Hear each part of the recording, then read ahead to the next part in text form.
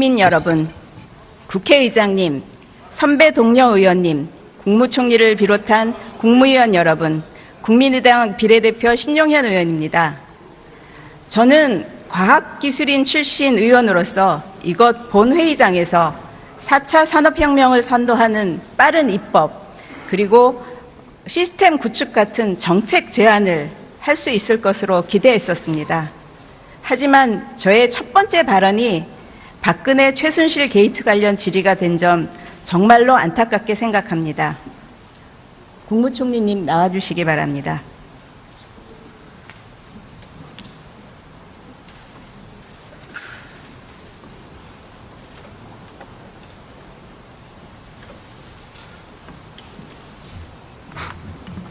네, 총리님께서는 다음 주 목요일 17일이 무슨 날인지 알고 계시죠? 대입 수능일입니다. 예, 그렇습니다. 우리나라에서는 온 국민이 대입 수능에 관심을 갖습니다. 대학 입시 결과는 미래의 삶의 질을 결정하는데 매우 큰 작용을 한다고 믿기 때문입니다. 그래서 우리 청소년들은 많은 것을 포기하고 인내하고 잠까지 줄여가면서 대학 입시를 준비합니다. 그런데 최순실 씨의 딸 정유라 씨는 어땠습니까? 출석도 제대로 하지 않고 고등학교 졸업했습니다. 또 정유라 맞춤형 입시제도를 만들어진 명문여대에 입학했습니다. 시급 6,000원의 아르바이트를 뛰면서 학업을 병행하고 또 거기에 취업 걱정에 자격증까지 따야 했던 대학생들에 비해서 정유라 씨 대학 생활은 어땠습니까? 학교 가지 않아도 남보다 더 높은 학점을 받았습니다. 이런 정유라 씨가 돈도 실력이고 능력 없으면 부모 원망하라는 발언으로 젊은 청소년들과 부모 가슴에 비수를 꽂았습니다. 총리님, 지금 박근혜 하야 촛불 집회에 중고 학생들까지 참여하고 있다는 보도 보셨죠? 예, 그런 보도를 들었고 안타깝게 생각하고 있습니다. 예, 중고등학교 학생까지 온 국민은 대통령을 권력을 등에 업은 최순실과 그 측근들이 자신들 사익을 위해서 국가, 사회, 학교 시스템을 이용하고 농락한 것에 대해 분노하고 절망하고 있습니다. 이런 국민의 절망감과 분노를 줄여줄 수 있는 방법은 딱 한 가지라고 생각하는데 혹시 그 방법이 뭐라고 생각을 하십니까? 기본적으로는 관련된 모든 의혹들 다 철저하게 조사하는 것이고, 지금 의원님 말씀하신 학생들의 입시 비리라든지 또 학교에서의 문제, 성적 관리라든지 이런 부분에 관한 문제는 정말 있어서는 안 될 일이라고 생각을 하고, 그 부분에 역점을 둬서 지금 아마 특별 감사를 하고 있는 것으로 알고 있고, 그 뒤에 필요하면 수사로도 이어지지 않을까 생각합니다. 예. 총리님 말씀이 맞고 그 뒤에 책임자가 책임을 지는 모습을 보여야 될 것이라고 생각을 합니다. 최순실의 국정농단이 영향을 주지 않은 곳이 없다고 알려져 있는데, 저는 오늘 깨끗하고 또 공정해야 될 과학기술계와 학계까지도 그 영향력이 미쳤음을 한번 확인하려고 합니다. 총리님, 정유라 특혜 의혹인 이화여대 3인방 교수에 대해서 들어보셨습니까? 그런 말은 제가 들었습니다만은 개개 이름을 기억하거나 그러지는 않고 있습니다. 예, 이 특혜 교수 3인방은 정유라 씨 이화여대 입학 시기 전후로 해서 1인당 약 15억 정도의 정부 연구비를 지원받았습니다. 굉장히 이례적인 일인데 그런 거액 연구비 수주 과정도 아주 석연치 않습니다. 예를 들어서 이모 교수의 사례를 보면 2년간 50억짜리 대형 연구과제 기획위원으로 참여를 하고, 그 연구과제는 이화여대가 주관기관으로 선정되고 이 교수 본인은 8억 2천만 원 세부과제의 연구 책임자가 됩니다. 이른바 출제위원이 문제를 내고 자기가 답을 풀어서 합격하는 식으로 과제 수주를 했습니다.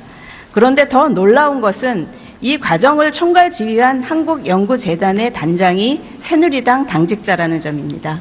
화면을 봐주시면 이 김 단장은 연구과제를 선정하고 배분하는 권한을 가진 분입니다. 이분은 새누리당 당적을 보유한 것은 물론이고 재직 중에 새누리당 부대변인으로 임명을 받았습니다. 또 올해 3월에 20대 총선 비례대표 후보 신청까지 했습니다. 그리고 제가 문제를 제기하자 최근에 새누리당 당적을 탈당계를 낸 것으로 알고 있습니다. 상식적인 시각에서 보면 새누리당 당직자인 과제 산정 책임자가 정유라 특혜 교수에게 연구비 수주를 제공한 그런 꼴이 됩니다. 총리님, 이 김 단장이 배분한 연구비는 총 555억 원에 이릅니다. 이런 막대한 연구비 관리 배분 권한자가 특정 정당의 당직자를 겸하는 것이 합당하다고 생각을 하십니까?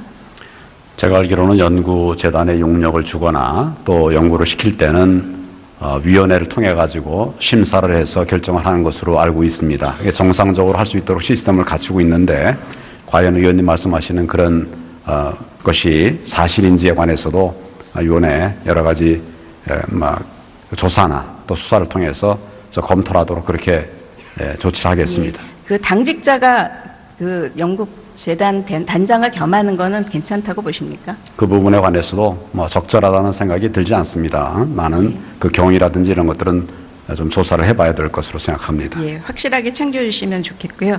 한국과학창의재단이라는 곳 알고 계시죠? 네, 알고 있습니다. 예, 이 과학창의재단은 과학기술 저변 확대와 인재 육성을 하는 아주 중요한 기관입니다. 그런데 이 과학창의재단이 2013년 7월에 창조경제문화본부 조직 신설을 한 이후에 조직을 4번 바꿔가면서 창조경제 각종 행사 홍보에만 83억 원의 예산을 지출합니다.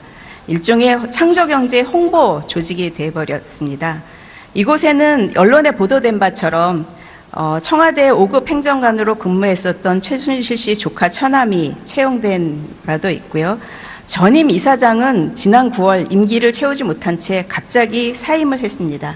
현재 이사장의 직무대행은 청와대 행정관 출신인 경영기획단장입니다.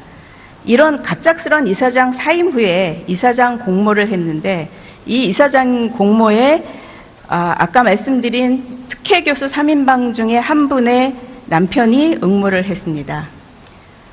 이분은 한국마필산업연구소 소장을 지내고 서울시 승마협회 이사를 역임한 말 전문가라는 고 알려져 있습니다.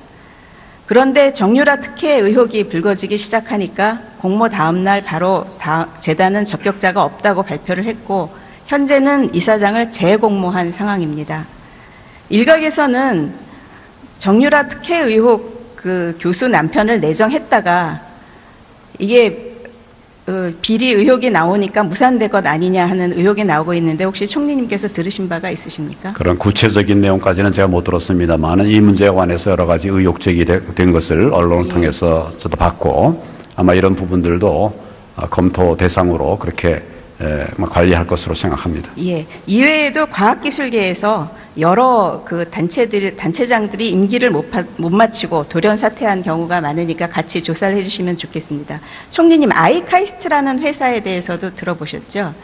저기 사진에 나온 것처럼 대통령을 비롯해서 정홍원 국무총리, 현호석 경제부총리, 이준식 교육부총리, 최문기 미래창조과학부 장관 등 정부의 고위관리들이 줄줄이 방문을 했었고 이 기업은 한국방송광고공사로부터 15억 원의 무료 광고 지원도 받았습니다. 이렇게 신생 벤처회사에 대통령과 정부 고위 인사가 줄줄이 방문을 했었던 어떤 이유가 있다고 생각을 하십니까?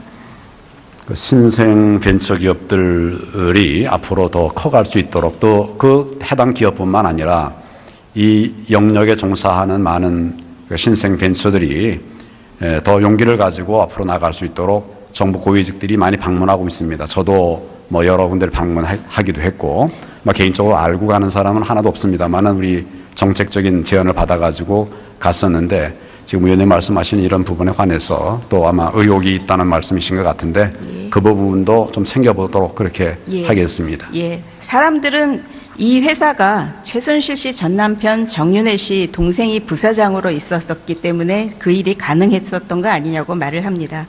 말씀하신 대로 잘 챙겨봐 주셨으면 좋겠고요. 현재 이 아이카이스트 김성진 대표는 사기 혐의로 대전지검에 구속된 상태입니다. 170억 횡령 자금에 대해서 아까 말씀드린 부사장을 통해서 최순실 씨나 정윤회 씨 쪽으로 흘러 들어간 것이 아닌지도 조사를 하고 있다는 그런 그렇게 알려져 있습니다.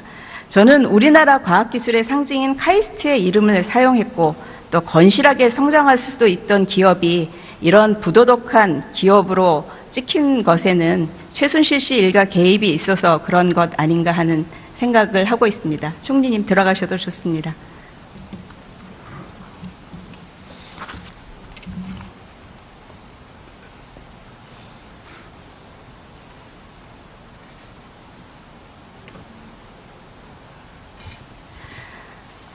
지난 박근혜 정부 3년 반은 노력은 배신하지 않는다는 국민의 믿음을 저버린 국민 배신의 시대였습니다.